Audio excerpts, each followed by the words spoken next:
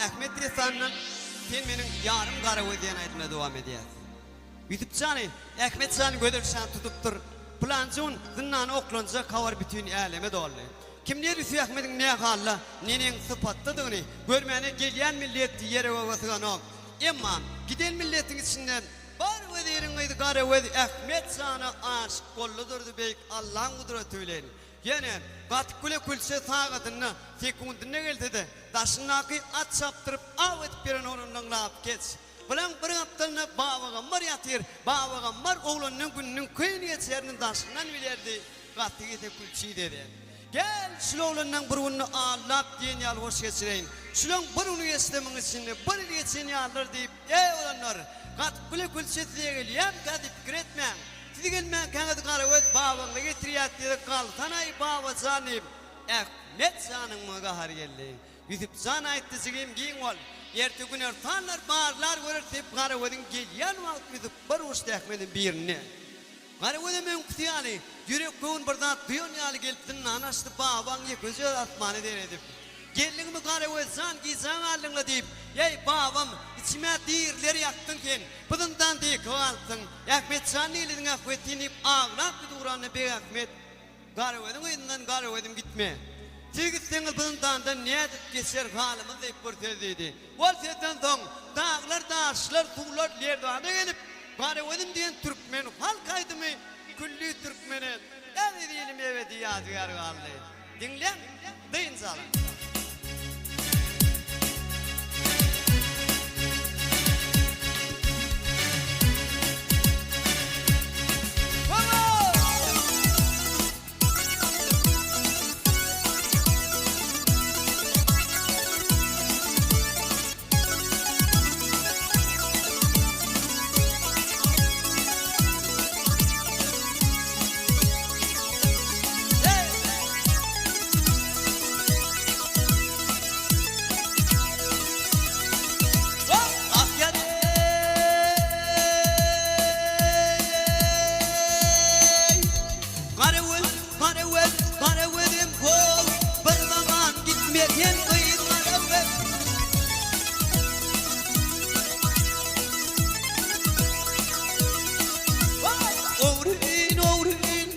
Seni vak oğru'nun gözlü seni vak gözlü seni ben de seni anneler sandım ol Karaoğlu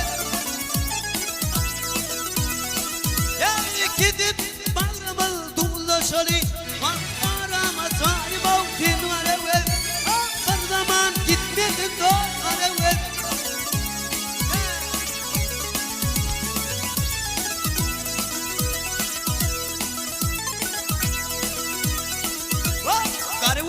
garip gözler otovatı Karaoğlu'm gözlerim otovatı altından dırlıydı otovatı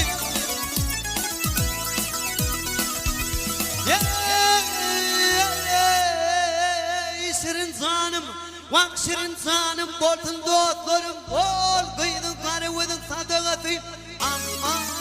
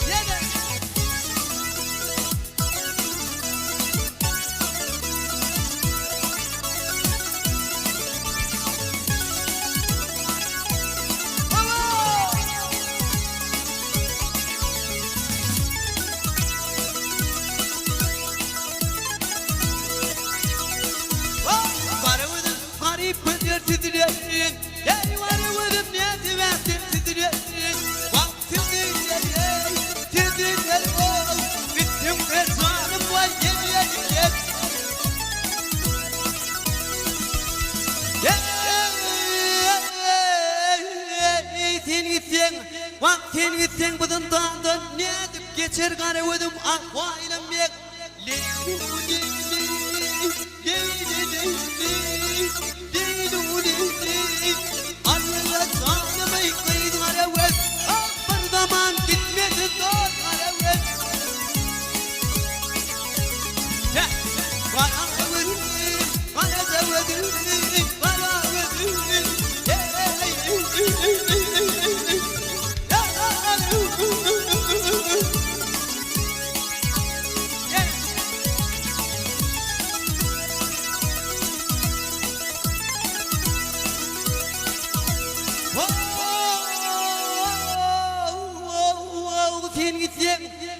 giyin gitsen bu dağdan ne edip geçer kara ödüm akva ilan bek.